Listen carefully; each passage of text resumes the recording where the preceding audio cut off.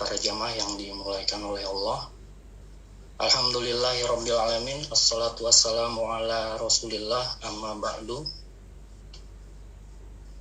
Pertama-tama marilah kita panjatkan segala puji dan syukur atas hidayah dan karunia yang diberikan oleh Allah Azza wa Jalla kepada kita semua, sehingga kita bisa berkumpul pada kajian Islam ilmiah yang diselenggarakan oleh Majelis Ta'lim Saudara Bertauhid.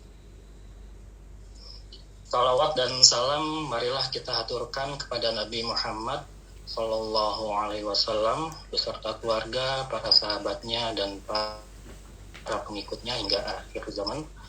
Izinkan saya memandu acara ini dan menyapa guru kita yang alhamdulillah telah hadir di tengah-tengah kita, Al-Ustadz Najmi Umar Bakar, untuk memberikan materi dengan tema Anakmu, Surgamu, atau Nerakamu.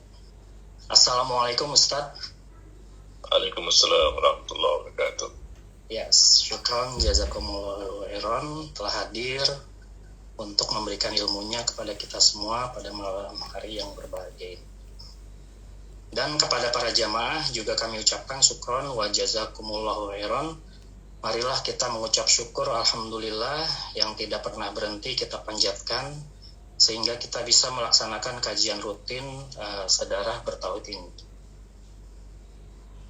Para jamaah, sebelum memulai kajian, marilah kita ucapkan bismillah agar ilmu yang disampaikan Ustadz pada malam hari ini dapat kita amalkan dan dalam kehidupan sehari-hari kita dapat mengharap ridha Allah agar selamat hingga yaumil akhir. Sebelum memulai kajian, izinkan saya menyampaikan beberapa maklumat mengenai tata tertib selama kajian.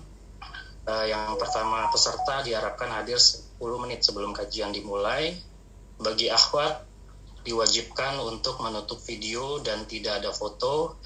Bagi ikhwan, dipersilakan untuk membuka video. Peserta harus mematikan mic selama kajian berlangsung. Peserta dilarang memotong pembicaraan Ustadz, moderator, atau sesama peserta. Apabila peserta ingin bertanya, harus menunggu dipersilakan oleh Ustadz atau moderator. Diharapkan menggunakan nama asli supaya mudah dikenali. Dan yang terakhir, untuk memuliakan ilmu, peserta diharapkan menggunakan pakaian yang sopan. Kepada Ustadz Najmi Umar Bakar, kami persilakan. Waliyatafadhol masykuran.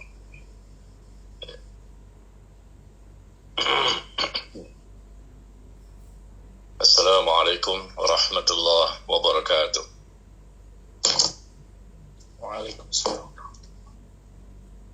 Alhamdulillah hamdan katsiran thayyiban mubarakan fihi kama yuhibbu rabbuna wa yardah. Wa nusalli wa nusallim ala nabiyyina Muhammad wa ala alihi wa ashabihi ajma'in. Ya ayyuhalladzina amanu taqullaha haqqa tuqatih wa la tamutunna illa wa antum muslimun, amma ba'd. Kaum muslimin, ikhwan dan akhwat, Bapak Ibu yang berbahagia, kita bersyukur kepada Allah Tabaraka wa Ta'ala di malam hari ini, meskipun suasananya malam ya, tapi tetap kita mengalokasikan waktu kita, menyisihkan waktu kita untuk melaksanakan salah satu kewajiban yang Allah perintahkan kepada kita. Dan kewajiban ini mungkin bisa jadi kita laksanakan di pagi hari, mungkin di siang, sore, ataupun malam. Tidak masalah. Kewajiban ini tidak boleh kita tinggalkan. Kewajiban ini wajib untuk tetap kita lakukan dan kita laksanakan sepanjang hidup kita. Nah, di malam hari ini, alhamdulillah Allah berikan kembali kemudahan kepada kita untuk bisa melaksanakan perintah yang kita kerjakan ini. Dan semoga kita berharap Allah memberkahi usaha kita, dan kita berharap Allah pun mencatatnya sebagai amal saleh yang dapat memperberat timbangan kita nanti pada hari kiamat. Ikhwan dan akhwat, Bapak Ibu sekalian yang berbahagia, tema kita pada malam hari ini adalah anakmu, surgamu atau nerakamu. Ya, anakmu, surgamu atau nerakamu. Barangkali kita sering mendengar dari para ustadz sunnah yang lain bahwa kalimat suamimu adalah surgamu atau nerakamu. Ya, kalimat ini yang sering, mungkin barangkali lebih sering kita dengar. Suamimu adalah surgamu atau nerakamu. Karena memang di hadis Rasul menyebutkan demikian. Bagi seorang istri, jika ingin mendapatkan surga, maka hendaknya dia perhatikan bagaimana pelayanan, perhatian, dan kepedulian kepada suaminya.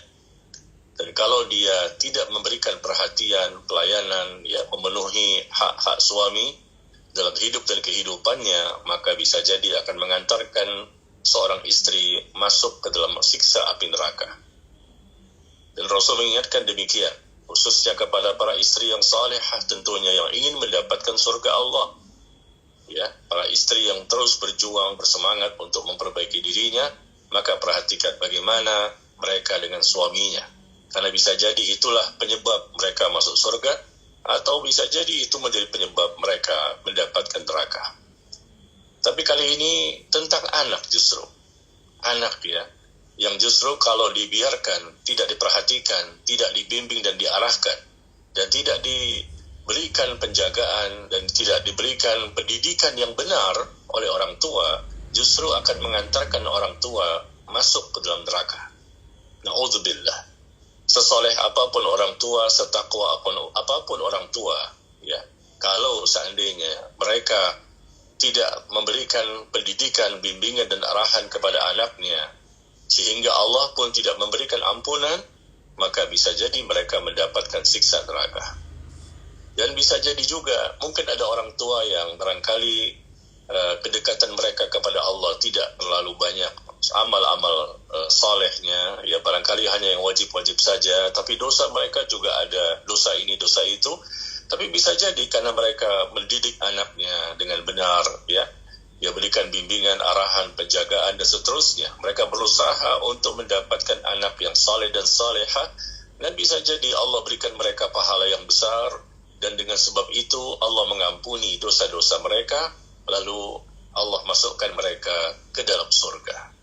Subhanallah. Aisyah radhiyallahu anha berkata, Rasulullah sallallahu alaihi wasallam bersabda, "Inna auladakum hibatullahi lakum." Sesungguhnya anak-anak kalian adalah anugerah Allah bagi kalian. Anugerah, nikmat, karunia yang Allah berikan kepada manusia sangat banyak. Di antaranya adalah adanya anak. Adanya anak yang merupakan anugerah yang besar, yang banyak sekali keutamaan, banyak sekali kelebihannya ketika kita memiliki anak. Apalagi anak itu anak yang saleh, anak yang salehah, yang luar biasa. Banyak sekali manfaat untuk orang tua tersebut di dunia sampai nanti di akhirat. Bahkan Rasulullah SAW bersabda bahwa sesungguhnya seseorang akan ditinggikan derajatnya di surga. Ditinggikan derajatnya di surga. Lalu ia pun berkata, bagaimana bisa aku mencapai semua ini dengan derajat yang tinggi di surga? Maka dikatakan kepadanya, ini semua disebabkan oleh istighfar, permohonan ampun kepada Allah yang disampaikan oleh anakmu untukmu. Jadi anaknya beristighfar, memintakan ampunan, ya, untuk orang tuanya. Subhanallah. Dengan sebab itu, akhirnya orang tua itu mendapatkan derajat yang tinggi di sisi Allah. Subhanallah. Ya, ini manfaat yang luar biasa. Begitu juga disebutkan di hadis yang lain bahwa Abu Hurairah radhiyallahu anhu berkata, seseorang yang telah meninggal dunia, dia berada di alam kubur, akan diangkat derajatnya. Yang awalnya mungkin orang tua itu mendapatkan siksa kubur, berpindah menjadi nikmat kubur. Atau awalnya mereka mendapatkan nikmat kubur, lalu mereka mendapatkan derajat yang tinggi pada waktu mereka mendapatkan nikmat kubur. Maka mereka berkata, wahai Rabb, apakah sebabnya sehingga aku bisa mencapai hal seperti ini? Kemudian dikatakan kepadanya, anakmu telah memohonkan ampunan untukmu. Anakmu yang telah memohonkan ampunan untukmu. Orang tua sudah meninggal dunia dan anaknya masih hidup. Anak itu terus membaca istighfar untuk orang tuanya, sehingga Allah memberikan ampunan untuk orang tuanya. Jadi di alam kubur mereka mendapatkan nikmat kubur. Nanti di akhirat pada proses berikutnya dijanjikan mereka pun akan masuk ke dalam surga dengan sebab istighfar dari anaknya. Ya, selalu mendoakan orang tuanya. Nah, berarti anak ini soleh dan solehah. Karena Ketika mereka soleh dan soleha, tentunya doa mereka akan lebih besar peluang untuk dikabulkan oleh Allah Tabaraka wa Ta'ala. Ya. Kemudian Abdullah bin Umar radhiyallahu anhuma berkata, didiklah anakmu, karena engkau akan ditanya tentang anakmu kelak di hari kiamat. Apa yang telah engkau ajarkan kepada mereka? Didiklah anakmu, kata Abdullah bin Umar. Ya, karena kelak engkau akan ditanya tentang anakmu. Pada hari kiamat akan ditanya, apa yang telah engkau ajarkan kepada mereka? Dan anakmu akan ditanya juga tentang baktinya dan ketaatannya kepada orang tua. Makanya Allah tekankan, ya, suatu ayat yang sering kita dengar, ya ayyuhalladzina amanu qu anfusakum wa ahlikum nara.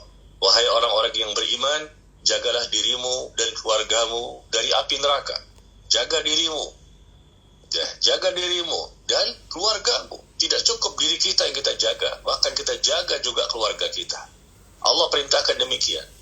Jaga dirimu dan keluargamu dari api neraka yang bahan bakarnya adalah manusia dan batu. Nah, di sini penjagaannya bukan sehari dua hari, jemaah sekalian. Penjagaan yang kita lakukan untuk menjaga iman kita dan anak kita, menjaga agama kita dan anak kita, menjaga hati kita dan hati anak kita. Ya, menjaga fisiknya, menjaga zahirnya, menjaga batinnya. Penjagaan yang terus kita lakukan. Menjaga agar jangan sampai terkena syubhat yang bisa menyesatkan. Menjaga kita dan mereka jangan sampai terkena syahwat yang dapat menghancurkan. Penjagaan ini terus-menerus dilakukan. Kalau sholat cuma 5 kali sehari yang diwajibkan, subuh sampai isya. Berpuasa setahun sekali di bulan Ramadan. Haji cuma sekali seumur hidup yang diwajibkan. Zakat sekali dalam setahun. Ini rukun Islam, ya. Atau yang lain, banyak kewajiban yang mesti kita kerjakan. Tapi ada waktu-waktunya. Tetapi kita lihat penjagaan, pendidikan, bimbingan dan arahan untuk anak tidak terpaut dengan waktu yang dikhususkan. Tetapi penjagaan, bimbingan dan arahan dan pendidikan untuk anak ini, ya, kita lakukan terus-menerus. Pagi, siang, sore, malam. Pagi, siang, sore, malam. Pagi, siang, sore, malam. Sampai kapan? Sampai kita meninggal terlebih dahulu sebagai orang tua atau anak yang meninggal terlebih dahulu. Ya, sampai mati. Orang tuanya sampai mati. Dan anaknya pun sampai mati. Itu kewajiban yang berat bagi orang yang punya anak. Salah satu kita lihat keistimewaannya ada, keutamaannya ada, subhanallah, banyak manfaat untuk dunia kita dan akhirat kita, subhanallah. Tapi di sisi lain kita dituntut konsekuensinya untuk terus memperhatikan mereka. Satu sisi mereka bisa mengantarkan orang tuanya masuk ke dalam surga, tapi sisi yang lain mereka pun bisa menyebabkan orang tuanya Allah masukkan ke dalam neraka. Mereka pun bisa menjadi penyebab sehingga orang tuanya mendapatkan siksa kubur. Mohon maaf, barangkali ada di antara kita yang tidak memperdulikan anaknya. Atau mungkin sudah memberikan pendidikan tetapi kurang maksimal. Subhanallah. Ketahuilah bahwa kedua orang tua dapat mengantarkan anak menuju pintu surga. Orang tua yang dapat mengantarkan anak menuju pintu surga. Jika ia berbakti kepada kedua orang tuanya, taat kepada Allah dan seterusnya. Namun orang tua juga bisa menjadi pintu neraka bagi seorang anak yang berbuat durhaka kepada orang tuanya. Maka berhati-hatilah kita, ya. Ini semua tanggung jawab orang tua. Anakmu, surgamu atau nerakamu. Tinggal bagaimana kita berbuat untuk mereka. Anak 1, anak 2, anak 3, berapapun jumlah anak itu, selama mereka masih hidup, maka tetap ini kewajiban yang berat bagi orang tua, tetapi yang berat itu menjadi mudah, jamaah sekalian. Jangan kita kecil hati, jangan kita putus asa. Memang berat, tetapi Allah akan mudahkan. Allah akan mudahkan. Kapan? Ya tentunya ketika kita berjuang, kita bersabar, kita berkorban, ya. Dan ini adalah sesuatu yang termasuk hidayah dan taufik dari Allah. Ketika orang tua itu mampu berkorban, berjuang dan bersabar ketika melaksanakan kewajibannya, dan tentunya Allah akan mudahkan mereka ketika mereka berilmu. paham tentang agama ini, bagaimana cara mendidik anak. Ya, menjadi mudah insya Allah. Ya, meskipun awalnya berat, tapi ketika mereka sudah berilmu, tahu bagaimana cara untuk mendidik anak mereka, lalu mereka mengamalkan ilmunya, bagaimana mendidik, membimbingnya, insya Allah dalam perjalanannya mereka berdoa kepada Allah, meminta kepada Allah agar dimudahkan, lalu mereka praktekkan kiat-kiat untuk mendidik anak agar mereka insya Allah menjadi anak yang saleh dan salehah. Ya, intinya jamaah sekalian, jaga diri kita dan keluarga kita dari api neraka. Ini kewajiban bagi siapa? Setiap orang tua, setiap muslim yang punya anak. Maka perhatikan, ini sesuatu yang dahsyat ya, salah satu yang bisa mengerikan. Kenapa? Karena bisa mengantarkan mereka menjadi siksa kubur dan siksa neraka. Bahkan di dunia pun mereka, para orang tua mendapatkan siksa akibat mereka zalim. Zalim kepada siapa? Zalim kepada anaknya. Anak itu durhaka sama orang tua, dosa besar, jelas. Anak durhaka sama orang tua, dosa besar, dan ini bisa jadi mengantarkan mereka dapat siksa kubur dan siksa neraka. Tetapi pada malam hari ini, jamaah sekalian, malam hari ini yang kita lebih fokuskan adalah orang tuanya. Karena judul kita, anakmu surgamu atau nerakamu. Berarti ini berkaitan dengan orang tua yang zalim. Anak bisa durhaka kepada orang tua juga bisa durhaka kepada anak. Orang tua bisa durhaka kepada anak dengan kezaliman mereka, tidak memberikan hak anak tersebut untuk bisa mengetahui siapa itu Allah, tidak memberikan hak anak tersebut untuk bisa paham tentang agamanya, memiliki akhlakul karimah, memiliki ibadah yang sesuai sunnah dari kecil, bahkan dari kandungan, dari hamil, bahkan sebelum mereka berhubungan sudah diatur semuanya. Cuma tidak semua orang tua yang peduli bagaimana kiat mendidik anak. Sebetulnya mendidik anak itu dimulai sebelum menikah. Sebelum menikah, itu kiat yang pertama untuk mendidik anak. Bagaimana caranya? Setiap pribadi menyiapkan gen ketakwaannya. Baik yang wanita, baik yang laki-laki, masing-masing menyiapkan pribadi adanya gen ketakwaan. Mereka bertakwa, mereka saleh dan salehah. Sebelum menikah mereka sudah saleh dan salehah. Ini yang idealnya. Ya, lalu ketika yang kedua, mereka mencari pasangan hidup. Ketika mencari pasangan hidup pun, baik mencari calon suami atau calon istri, ini sebetulnya sudah termasuk pendidikan nantinya kepada anak. Kalau salah dalam memilih calon istri atau salah dalam memilih calon suami, dikhawatirkan inilah yang menjadi penyebab anak itu nanti ke depannya tidak menjadi saleh dan salehah, sehingga orang tuanya pun yang memang mereka tidak berusaha untuk mendidik anak, tidak melindungi anak, tidak berusaha memberikan bimbingan, akhirnya orang tua itu mendapatkan kebinasaan, mengantarkan mereka ke siksa api neraka. Na'udzubillah. Tapi kalau dari awal, ini idealnya, tapi bukan berarti sudah terlambat total ya. Tapi kita bicara ideal, dari menyiapkan pribadi kita, lalu kita memilih calon pasangan, kemudian kita menikah dengan sunnah-sunnah yang kita lakukan semuanya. Nah, ketika berhubungan dengan suami, dengan istri, maka membaca doa agar dilindungi. Kalau Allah takdirkan adanya anak dari hubungan seksual itu, maka kita mengharapkan anak tersebut dilindungi dari gangguan syaitan. Ada doanya. Ketika sedang hamil, Masya Allah, senantiasa sang ibunya mendekatkan diri kepada Allah. Ketika lahirlah anak itu, maka didoakan kembali agar dia dilindungi dari gangguan syaitan, dan seterusnya. Jadi ilmunya banyak yang mesti kita pahami. Silakan kita belajar ilmu hadis, ilmu fikih, ilmu tafsir, ilmu ilmu Al-Quran. Banyak sekali hal-hal yang kita berusaha untuk mempelajari tentang agama kita ini. Tapi jangan lupa ilmu tentang masalah pendidikan anak. Orang tua kadang-kadang merasa saya paham, saya mengerti, tapi buktinya tidak sedikit di antara kita kaum muslimin yang salah dalam mendidik anak kita. Na'udzubillah. Makanya Imam Ibnul Qayyim Imam Ibnul Qayyim rahimahullah, beliau berkata bahwa sesungguhnya Allah Azza wa Jalla nanti pada hari kiamat akan meminta pertanggungjawaban dari orang tua tentang anaknya. Allah akan meminta pertanggungjawaban dari orang tua ini tentang anaknya. Ya, hati-hati yang mengantarkan nanti ke surga atau neraka. Allah akan meminta pertanggungjawaban dari orang tua tentang anaknya.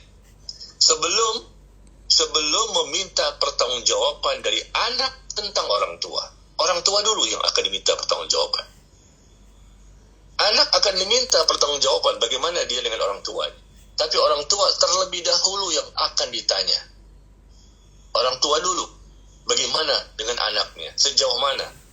Maksimal atau tidak? Dengan ilmu atau tidak? Sejauh mana kesabaran kita? Dan seterusnya. Orang tua dulu yang akan ditanya nanti pada hari kiamat. Diminta pertanggungjawabannya. Kullukum ra'in wa kullukum mas'ulun an ra'iyati. Setiap kalian adalah pemimpin dan setiap pemimpin akan diminta pertanggungjawaban. Ya. Dan orang tua yang telah menyia-nyiakan anak selagi mereka masih kecil sudah disia-siakan. Sehingga anak itu tidak bisa memberikan manfaat untuk dirinya sendiri dan orang tuanya ketika mereka sudah besar. Tidak bisa memberikan manfaat untuk dirinya sendiri dan juga untuk orang tuanya ketika orang tuanya itu sudah tua renta, sudah lanjut usia, nggak bisa memberikan. Karena memang dari kecil pun orang tua sudah menyia-nyiakan anaknya. Tidak diberikan bimbingan dan arahan yang benar. Kata Imam Ibnul Qayyim rahimahullah, hal itu sebagaimana yang terjadi. Ya, ketika sebagian orang tua mencela anaknya. Orang tua mencela anaknya yang durhaka. Ya, maka anak pun itu menjawab. Ketika orang tua mencela anaknya yang durhaka, maka anak pun akan menjawab, wahai ayahku, sesungguhnya engkau dahulu telah berbuat durhaka kepada aku. Dulu engkau telah berbuat durhaka kepada aku dengan tidak mau mendidikku. Ketika aku masih kecil, engkau biarkan saja. Ya, tidak diberikan bimbingan dan arahan. Tidak diinformasikan bagaimana cara beribadah yang benar dan seterusnya. Maka aku pun sekarang, kata anak itu, aku pun sekarang mendurhakaimu ketika engkau telah lanjut usia. Engkau pun telah menyia-nyiakanku sebagai anak, maka sekarang pun aku menyia-nyiakanmu ketika engkau telah tua. Akibat kedurhakaan orang tua kepada anaknya. Di waktu kecil, maka ketika dewasanya, anak itu pun nanti akan berbicara seperti itu. Ketika masih di dunia sudah, mungkin mereka berkata, engkaulah penyebabnya, kenapa aku durhaka. Ya. Dan nanti juga di akhirat, mereka pun juga akan berkata kepada Allah, ya Allah, aku bisa seperti ini. Saya bisa seperti ini, karena orang tua saya yang telah ya tidak peduli kepada saya untuk mendidik saya, sehingga saya tidak tahu. Dari kecil dibiarkan saja, tanpa pengetahuan, tanpa informasi.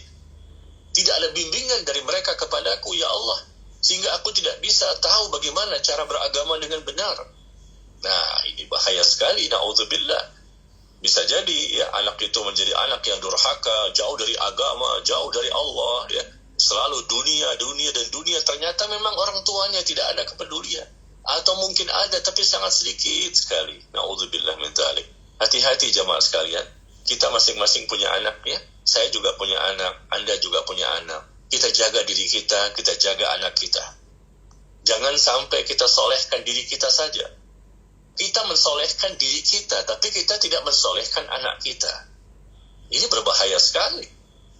Sekali lagi ya, kita mungkin barangkali sudah berusaha ini mensolehkan diri kita. Ikut kajian, Masya Allah ya, lewat Zoom atau YouTube, atau datang langsung di masjid. Kita kesana kemari belajar. Kita catat, kita baca buku, Masya Allah, kita baca Al-Quran. Kita berusaha mensolehkan diri kita, memperbaiki diri kita bertobat, kita berubah, kita berhijrah. Ya kita. Lalu bagaimana anak kita? Sedangkan Allah katakan, jaga dirimu dan keluargamu dari api neraka. Bagaimana keluarga kita? Ya. Bagaimana penjagaan kita kepada mereka? Apakah kita sudah berusaha maksimal atau belum untuk mensolehkan mereka? Solehkan kita dan solehkan mereka. Sehingga nanti, alhamdulillah, ya anak ini bisa mengantarkan orang tua ke dalam ridho Allah. Anak itu bisa mengantarkan, bisa menjadi penyebab orang tua masuk ke dalam surga. Penyebabnya ternyata adalah anak. Masya Allah, anak itu beribadah, anak itu berdoa, anak itu selalu beramal saleh, sehingga orang tua semakin banyak pahalanya. Subhanallah. Sebagaimana saya sebutkan di awal tadi, orang tua yang merasa kaget, kenapa dia bisa mendapatkan derajat yang tinggi seperti ini di sisi Allah. Di alam kuburnya mendapatkan nikmat, nanti di surga juga diangkat derajatnya. Ternyata anaknya. Ya. Capek letih lelahnya mereka, orang tua mendidik, membimbing, mengarahkan anak selama di dunia, alhamdulillah berbuah amal saleh.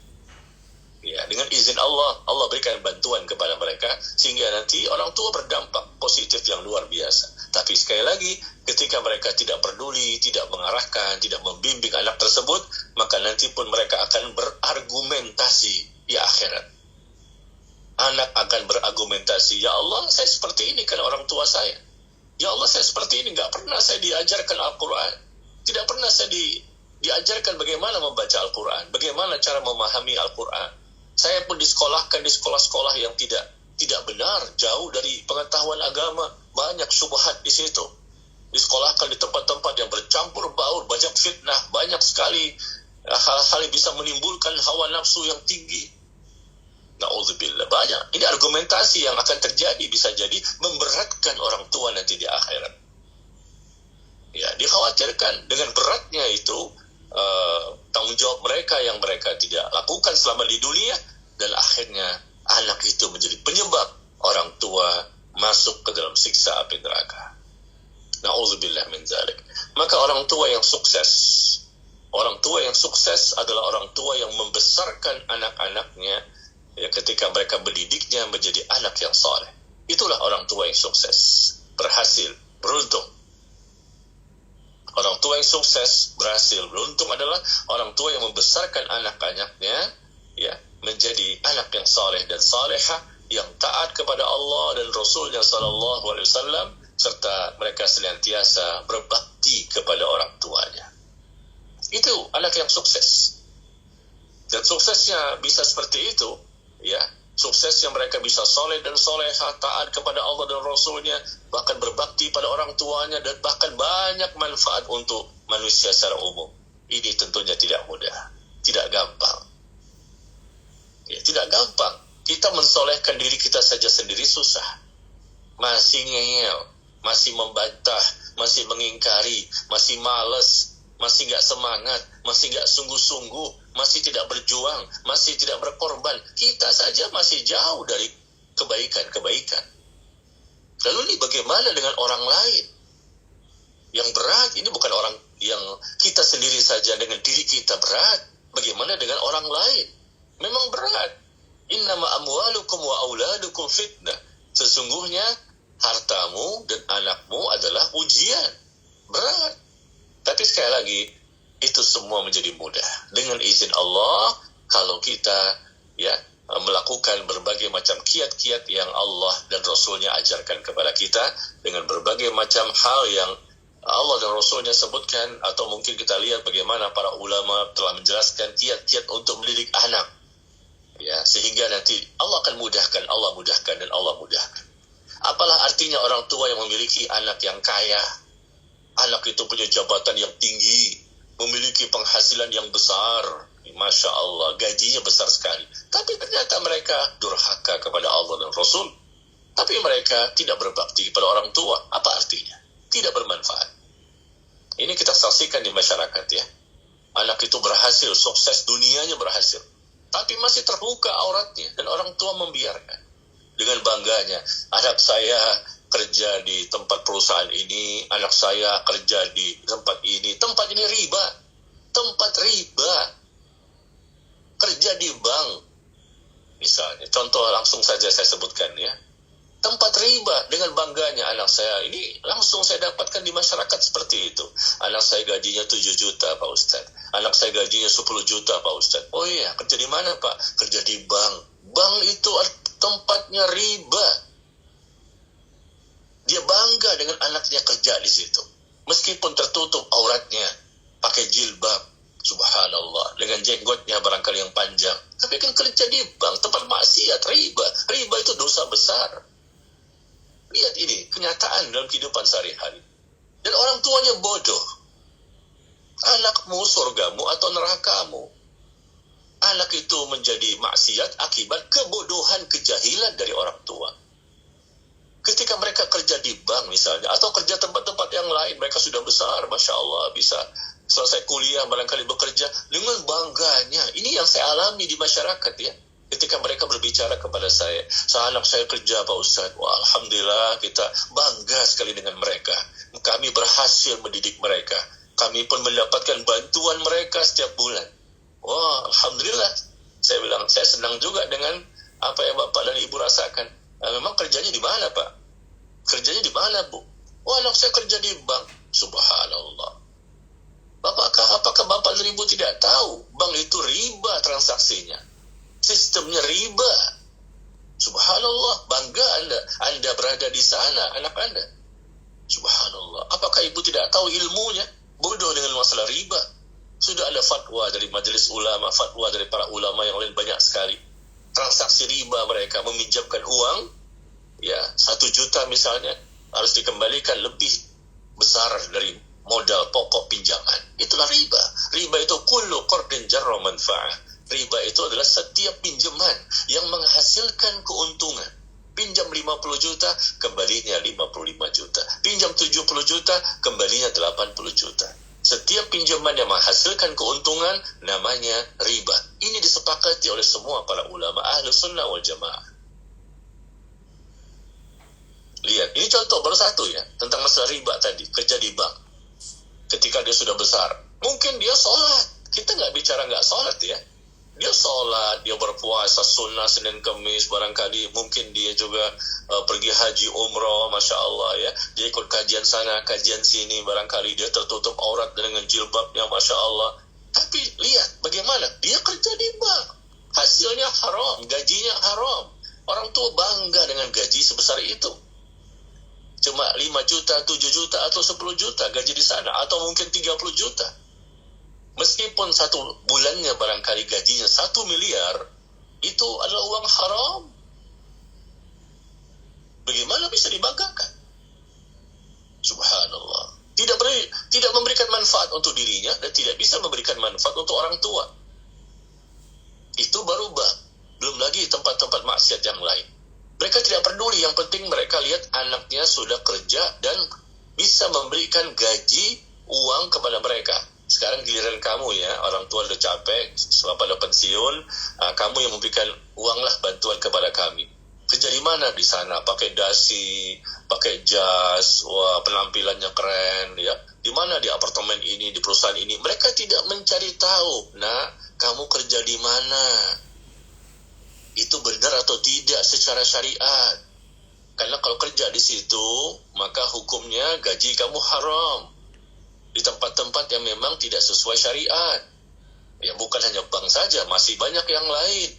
Ini suatu kebanggaan luar biasa. Anak saya sudah kaya, sukses. Wah, dengan bangganya sambil menangis. Saya pernah mendapati orang tua sambil menangis menceritakan anaknya berhasil. Saya bilang, wah Masya Allah, Alhamdulillah berhasil ya, berhasil. Di mana kerjanya? Di bank. Ya Allah. Sambil menangis mereka menceritakan keberhasilan anaknya yang sudah kerja di bank.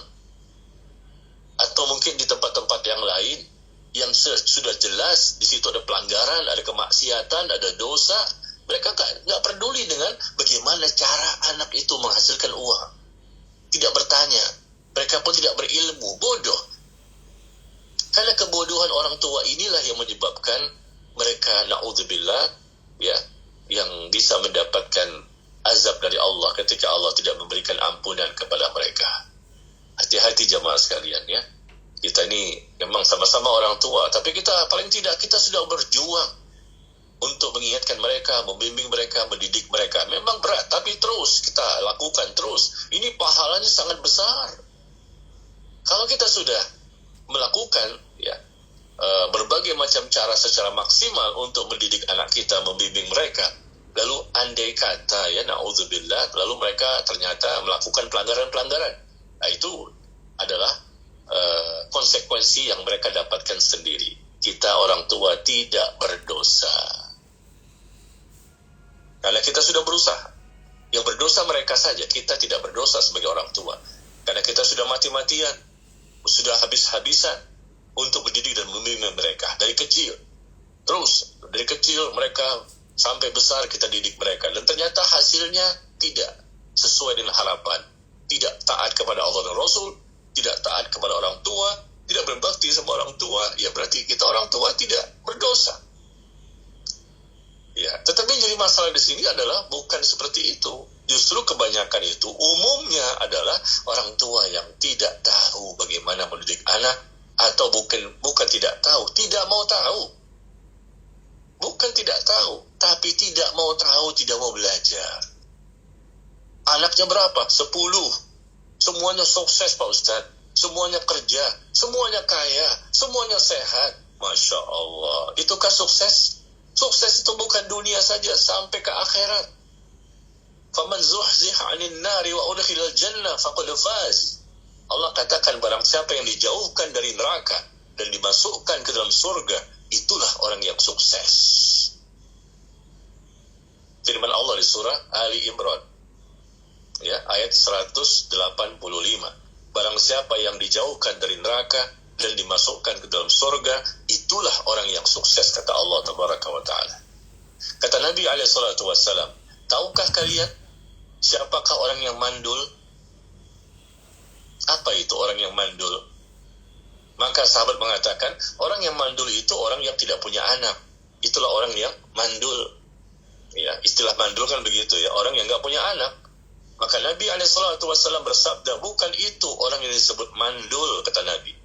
Tetapi orang yang disebut mandul adalah orang yang memiliki banyak anak, tetapi anak-anaknya tidak ada yang bisa memberikan manfaat kepada mereka sebagai orang tua sesudah mereka mati meninggalkan dunia.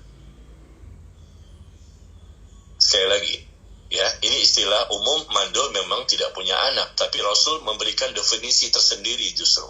Orang yang mandul itu, kata Nabi, orang yang memiliki banyak anak, mungkin 10 anaknya, tapi tidak ada satupun anak-anak mereka yang bisa memberikan manfaat kepada orang tuanya setelah orang tua itu meninggal dunia. Lupa mereka dengan orang tuanya. Mereka kembali berbuat dosa dan maksiat setelah orang tuanya meninggal dunia. Dan itu disebabkan oleh orang tuanya sendiri ketika mereka masih hidup, yang tidak memberikan pendidikan dan bimbingan kepada orang tua. Ya, sungguh jika orang tua telah melalaikan, meremehkan, dan tidak memperdulikan pendidikan anaknya, maka anak itu akan menjadi luka di tenggorokannya. Dalam kehidupan dunia, seakan-akan menjadi luka di tenggorokannya, dan akan menjadi sebab ditimpakannya azab kepada kedua orang tua tersebut kelak nanti di akhirat. Na'udzubillah, na'udzubillah. Sekali lagi, orang tua yang telah melalaikan, meremehkan, dan tidak memperdulikan pendidikan dan bimbingan kepada anaknya, maka anak itu akan menjadi luka di tenggorokannya dalam kehidupan dunia, dan akan menjadi sebab ditimpakan kepada mereka azab, ya, kepada orang tuanya itu kelak nanti di akhirat. Na'udzubillah. Maka Allah Azza wa Jalla berfirman, la tudarra walidatun biwaladiha. Kata Allah tabaraka wa ta'ala, janganlah seorang ibu sampai menderita karena anaknya, dan jangan pula seorang ayah menderita karena anaknya. Perhatikan ini. Coba buka di surah Al-Baqarah. Di surah Al-Baqarah ayat 233. Al-Baqarah 233. Jangan sampai, kata Allah, seorang ibu menderita akibat anaknya. Menderita mereka. Dan jangan sampai ayah pun menderita akibat dari anaknya. Akibat dari anak, ibu menderita. Akibat dari anak, ayahnya menderita. Allah katakan demikian. Jangan sampai nanti seorang ibu menderita karena anaknya. Dan jangan pula sampai seorang ayah menderita, ya, karena anaknya. Menderita mereka bukan karena mereka sudah maksimal untuk memberikan pendidikan. Ini akibat dari apa? Karena tidak peduli, meremehkan, dan seterusnya. Makanya Allah mengatakan juga di surah Az-Zumar. Di surah Az-Zumar, surah ke-39, ayat yang ke-15. Surah ke-39, ayat yang ke-15. Qul innal khasirin alladzina khasiru anfusahum wa ahlihim yawmal qiyamah. Kata Allah Tabaraka wa Ta'ala, katakanlah, sesungguhnya orang yang rugi adalah orang yang telah merugikan diri mereka sendiri dan juga telah merugikan keluarganya secara bersama-sama nanti pada hari kiamat. Ingatlah kata Allah, yang demikian itu adalah kerugian yang nyata. Inilah orang yang merugi. Orang-orang yang merugi adalah orang-orang yang telah merugikan diri mereka sendiri dan juga telah merugikan keluarganya. Dirinya rugi, keluarganya rugi. Di mana? Nanti pada hari kiamat, kata Allah. Dan itulah kerugian yang nyata. Allah sudah menyebutkan ini ya. Untuk kita ini, suatu ungkapan yang sangat menakutkan. Orang inilah orang yang merugi. Dirinya merugi, Allah berikan siksa. Keluarganya juga merugi, Allah berikan siksa.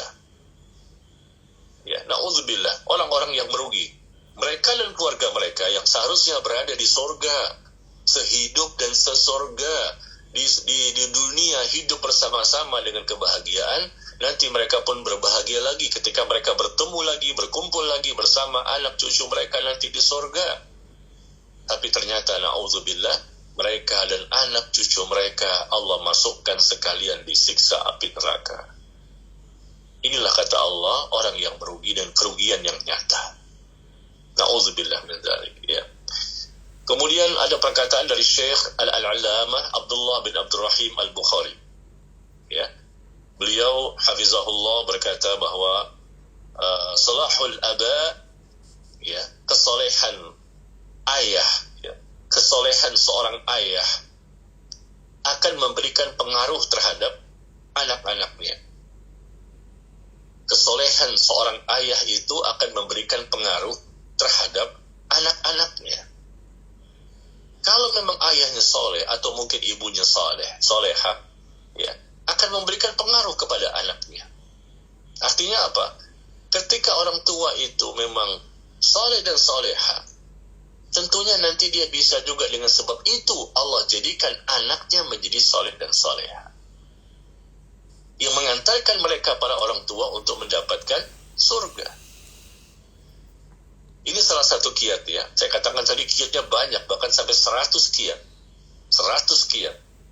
Ya, bagi orang tua agar anak insya Allah menjadi saleh dan salehah. Ya, ada doa silakan, ada ini.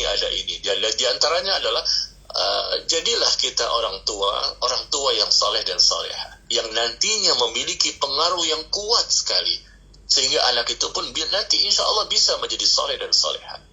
Berikan contoh, berikan tauladan, jadikan panutan bagi mereka dari kecil sampai besar, sampai tua, sampai mati. Mereka butuh ya panutan, mereka butuh contoh-contoh yang terbaik. Orang tua mencontohkan. Ya. Orang tua mencontohkan bahwa mereka juga berubah, bahwa mereka juga menjadi lebih baik, bahwa mereka juga lebih dekat kepada agama. Nanti insya Allah anaknya pun menjadi soleh juga. Insya Allah, bi'idnillah. Makanya Sa'id bin Al-Musayyib rahimahullah, seorang ulama besar di zaman tabi'in, beliau berkata kepada anaknya, wahai anakku, sungguh aku akan terus menambah salatku ini. Ya, terus salat sunnah. Wahai anakku, sungguh aku akan terus menambah ibadah salatku ini karena engkau, agar kamu menjadi saleh. Artinya dia memperbanyak ibadah salat sunnah, ibadah sunnah, ya, dengan harapan anaknya menjadi saleh.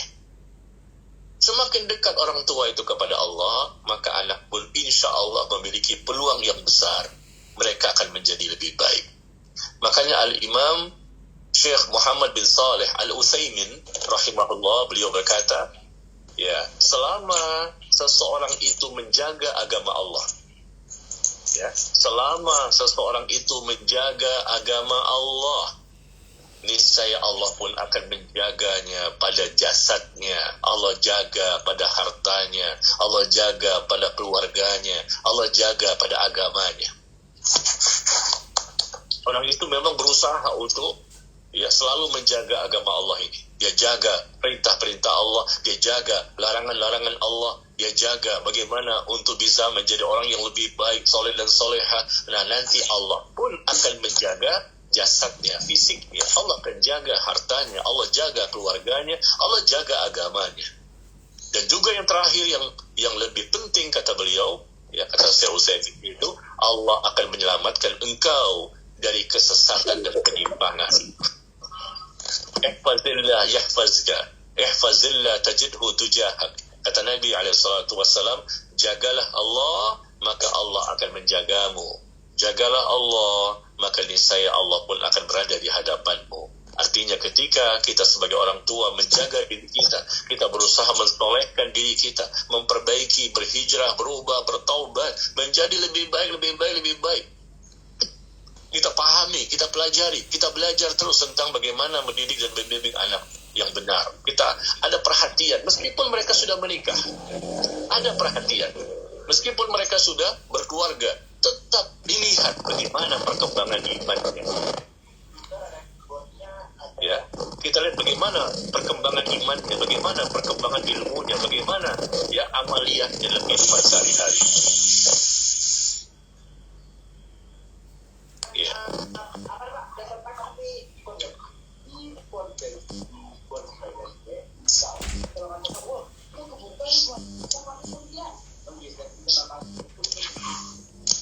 Ada suara-suara ya. Ada suara-suara. Ada yang menyalakan mic-nya, mohon dimatikan. Ya. Fadhol Ustaz, maaf.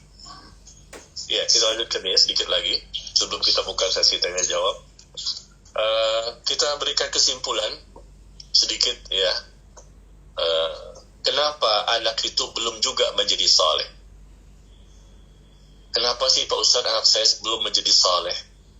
Menjadi belum saleha? Ya, ini kan pertanyaan dari orang tua ya. Padahal yang salah mereka sendiri gitu. Tapi kadang-kadang mereka nggak ngaku. Ya. Nah, bisa jadi ada 4 hal kenapa anak itu belum juga menjadi saleh dan saleha. Yang pertama, bisa jadi orang tua itu memiliki dosa-dosa di masa lalu. Ini yang pertama ya, perhatikan para orang tua. Bisa jadi orang tua memiliki dosa-dosa di masa lalu, di mana mereka belum juga bertaubat kepada Allah. Mereka belum juga bertaubat. Dosanya banyak di masa lalu. Mereka belum bertaubat kepada Allah, lalu Allah jadikan anak mereka ya tidak soleh dan soleha sebagai hukuman atas perbuatan orang tuanya.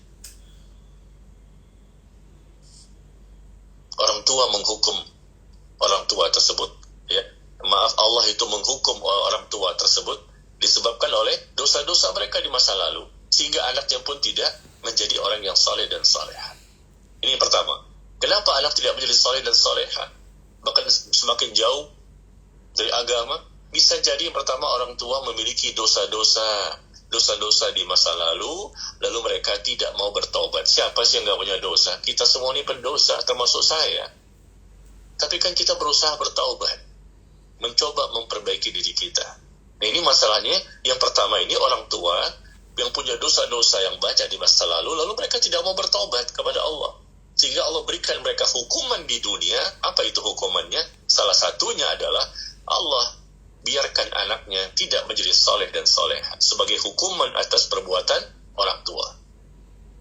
Ya, salah sendiri. Kenapa tidak bertobat? Ya. Yang kedua, anak tidak menjadi soleh dan soleha bisa jadi orang tua memiliki dosa-dosa di masa lalu, di mana mereka saat ini sudah bertaubat. Ini berbeda lagi ya. Yang kedua ini mereka sudah bertaubat, punya dosa di masa lalu, dan saat ini mereka sudah bertaubat. Lalu Allah jadikan anak seperti itu, yaitu mereka belum juga soleh dan soleha. Kenapa? Ya, tidak menjadi soleh dan soleha, padahal orang tuanya sudah bertaubat. Ya, kenapa bisa seperti itu? Subhanallah. Karena memang orang tua tersebut tidak tahu, tidak berilmu. Dia hanya mensolehkan dirinya saja. Yang pertama memang tidak bertaubat, sehingga anak itu jauh. Sekarang sudah bertaubat dengan dosa-dosa mereka yang banyak dari orang tua itu. Mereka sudah bertaubat, tapi taubatnya untuk diri mereka sendiri, mereka perbaiki. Anak masih mereka belum perhatikan. Nah, bisa jadi, ini saya katakan bisa jadi ya. Subhanallah. sehingga akhirnya mereka pun belum memiliki anak yang soleh dan soleha. Yang ketiga, bisa jadi orang tua itu pada saat ini sudah soleh, ya, mereka punya dosa-dosa di masa lalu, di mana mereka saat ini sudah bertobat, mereka sudah soleh, lalu Allah jadikan anak seperti itu, ya, sebagai sebab penggugur dosa-dosa orang tuanya. Artinya anak belum juga soleh dan soleha. Kenapa? Karena anak itulah yang menjadi ujian bagi orang tuanya. Ya, ujian. Dia sudah bertobat para orang tua ini, tapi anaknya belum juga soleh. Berarti ini ujian untuk menggugurkan dosa-dosa mereka. Dengan cara seperti itu Allah berikan kesulitan dalam mendidik anaknya. Ya, Allah menggugurkan dosa mereka bukan dengan cara mereka beristighfar. Allah menggugurkan dosa mereka bukan dengan cara bertaubat saja, tapi bisa jadi saya katakan Allah menggugurkan dosa mereka dengan cara mereka diuji dengan adanya anak yang belum soleh dan soleha. Nah, ketika mereka bersabar, tidak buruk sangka kepada Allah, mereka bersabar, tidak buruk sangka kepada Allah, terus mereka menghadapi ujian tersebut. Mereka sudah berusaha baik ini, sudah bertaubat mereka, sudah mati-matian kembali kepada Allah, sudah soleh dan soleha. Tapi kok belum juga ada hasil? Coba evaluasi. Barangkali ini caranya Allah untuk menggugurkan dosa-dosa di masa lalu. Maka bersabar, mungkin sebentar lagi, mungkin besok, mungkin lusa, mungkin minggu depan Allah berikan hidayah. Ini caranya Allah, ini ujian. Nah, seperti itu ya. Yang keempat, kenapa anak itu belum soleh dan soleha? Bisa jadi orang tua pada saat ini sudah soleh, soleha orang tuanya, ya, dan mereka pun mengetahui, ada ilmunya, tahu kiat-kiatnya, bagaimana mendidik anaknya, bagaimana membimbingnya. Mereka punya bukunya, mereka menghadiri kajian-kajian seperti ini misalnya. Mereka soleh dan soleha secara pribadi, mereka sudah soleh dan soleha. Mereka tahu ilmunya, bagaimana cara mendidik anak agar menjadi soleh dan soleha.